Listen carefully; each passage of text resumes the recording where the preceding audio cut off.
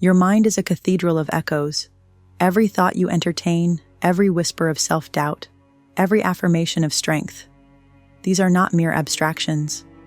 They are blueprints for the life you construct. The dialogue within you is a ceaseless negotiation, a courtroom where your ambitions and your anxieties wage war. And you, whether knowingly or not, are the arbiter of this ceaseless discourse. But here's the tragedy. Most people never examine the voice that governs them. They allow their inner monologue to be hijacked by external forces, by trauma, by ideology, by the conditioning of a society that does not have their best interests at heart. They live as if their thoughts are facts rather than fluid possibilities, and so they remain prisoners in a cage built by their own unconscious mind. Your internal dialogue is not random. It is a structured system, a self-generating mechanism that operates according to patterns formed in childhood, reinforced through experience, and hardened by repetition. The words you use, even within the sanctum of your own mind, sculpt the neural pathways that dictate your behavior, your emotional resilience, and your capacity to shape reality itself. This is why great thinkers, from Socrates to Carl Jung, obsessed over the art of inner discourse. If you wish to be sovereign over yourself, you must first become fluent in the language of your own mind. You must become aware of the words you tell yourself and, more crucially, of the silent assumptions that lurk beneath them. There exists within you a saboteur, a voice that whispers your inadequacies, that replays past failures, that tells you the world is too vast, too indifferent, too cruel for you to carve a meaningful existence. This is the voice of your lesser self, the residue of every instance where you surrendered to fear, where you internalized the doubts projected onto you by others. But here's the truth that few dare to confront. That voice is not you. It is an artifact, a construct, a phantom generated by your past. And just as it was built, it can be dismantled.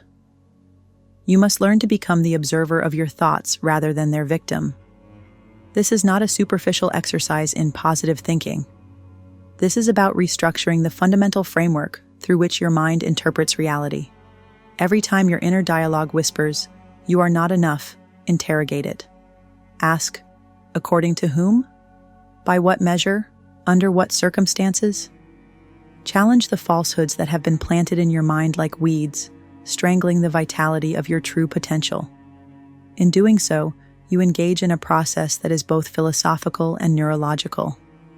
The brain is not a static entity, it is a malleable organ. The stories you tell yourself today become the architecture of your mind tomorrow. Words are not innocent.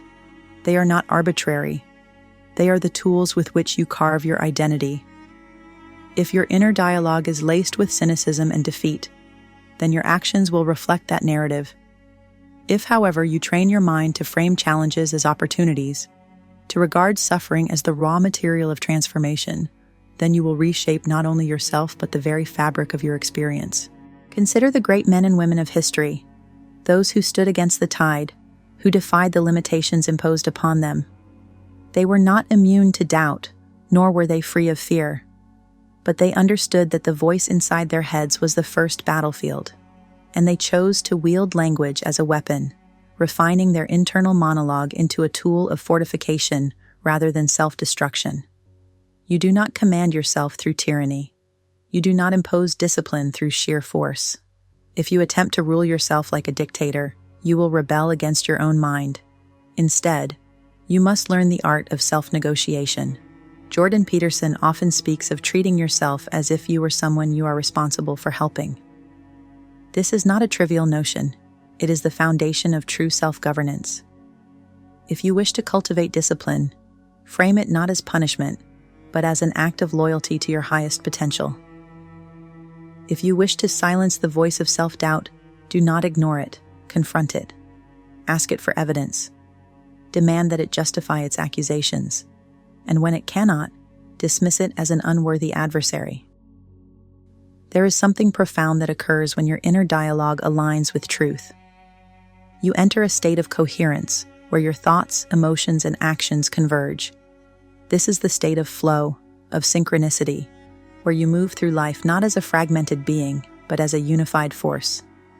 Many spiritual traditions speak of the Logos, the divine principle of order, reason, and speech. The ancients understood that the words we speak, even in solitude, have a ripple effect beyond our immediate comprehension. When your inner dialogue is disciplined, infused with purpose, and aligned with reality, you are no longer merely a participant in existence. You become a sculptor of reality itself. So here is the challenge. Will you allow your inner dialogue to be dictated by fear, by resentment, by the echoes of past failures? Or will you take responsibility for the voice that guides you? Will you shape it into an instrument of resilience, of wisdom, of power? Understand this. Your thoughts are not harmless. They are not neutral. They are the architects of your destiny. And you, at this very moment, have the power to seize control of the narrative. Speak to yourself with the authority of a sovereign mind. Inhabit your internal world with the discipline of a philosopher and the precision of a warrior. And in doing so, you will not only transform yourself, you will transform the very reality in which you exist.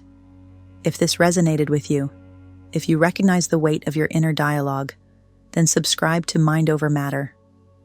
Engage with the content that challenges you, that forces you to confront the unseen mechanics of your own mind. Because the only way forward, the only way to mastery, is through the refinement of the voice that governs you. Your mind is listening. Make sure it speaks truth.